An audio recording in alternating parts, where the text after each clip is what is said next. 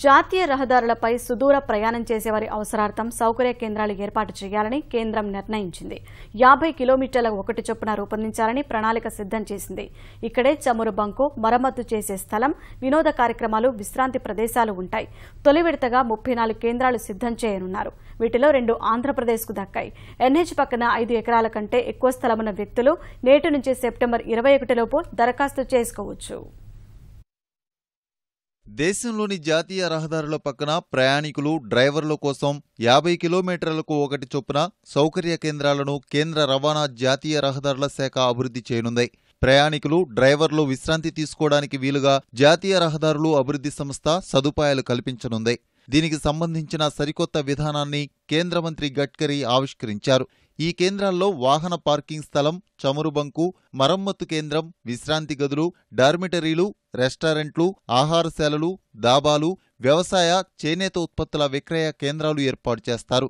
3 విభాగాలుగా ఈ కేంద్రాలు ఏర్పాటవుతాయి. సాధారణ ప్రయాణికులు, భారీ వాహనాల డ్రైవర్ల అవసరాల కోసం తొలి విభాగం, ప్రత్యేక తరగతి ప్రయాణికుల కోసం 2వ విభాగం, ట్రక్ డ్రైవర్లకు 3వ విభాగం కేటాయిస్తారు. మొత్తం స్థలంలో 20% నిర్మాణాలు, 80% పార్కింగ్, వినోద కార్యక్రమాల కోసం కేటాయిస్తారు.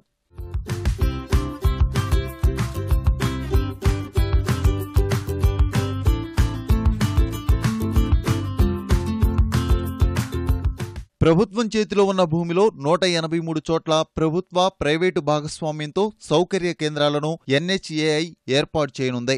తొలి దశలో 34 కేంద్రాలకు టెండర్లు ఆహ్వానించారు. నెలాఖరులో మరో 30 కేంద్రాలకు, సెప్టెంబరు చివరిలో మిగతా 119 కేంద్రాలకు టెండర్లు పిలుస్తారు.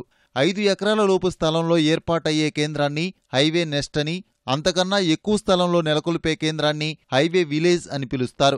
5 ఎకరాలకు పైబడి స్థలం ఉన్న వ్యక్తులు సొంతంగానూ ఈ కేంద్రాలను అభివృద్ధి చేసుకోవచ్చు. ముందుకొచ్చేవారికి ప్రభుత్వమే సహకారం అందిస్తుంది. వ్యవసాయ భూమిని వ్యవసాయేతర అవసరాల కోసం మార్చడంలో తోడ్పడుతుంది. పెట్రోల్ బంకుల ఏర్పాటుకు అనుమతికి సహకరిస్తుంది. ఈ కేంద్రాల ఏర్పాటుకు ప్రభుత్వం ఎలాంటి ఆర్థిక సాయం చేయదు, రుసుములు వసూలు చేయదు. వీటిని ఎన్హెచ్ఏఐ అధీకృత కేంద్రాలుగా మాత్రమే ప్రకటిస్తుంది. కేంద్రాల్లో అందించే సేవల నాణ్యత పర్యవేక్షిస్తుంది.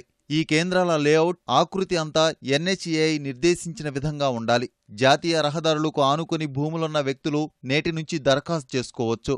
ఎన్హెచ్ఏఐ ప్రాంతీయ కార్యాలయాల్లో సెప్టెంబర్ 21 లోపు దరఖాస్తులు సమర్పించాలి. ప్రభుత్వ వెబ్సైట్లలో పెట్టిన పత్రాలు డౌన్లోడ్ చేసుకుని దరఖాస్తు చేయాలి. తొలి విడతలో ఏర్పాటు చేస్తున్న 34 కేంద్రాల్లో ఆంధ్రప్రదేశ్కు 2 కేటాయించారు. తిరుపతి, తిరుత్తని, చెన్నైను అనుసంధానించే ఎన్హెచ్ 205పై చిత్తూరు జిల్లాలోనే ఎస్వీపురం వద్ద ఓ కేంద్రం ఇస్తున్నారు.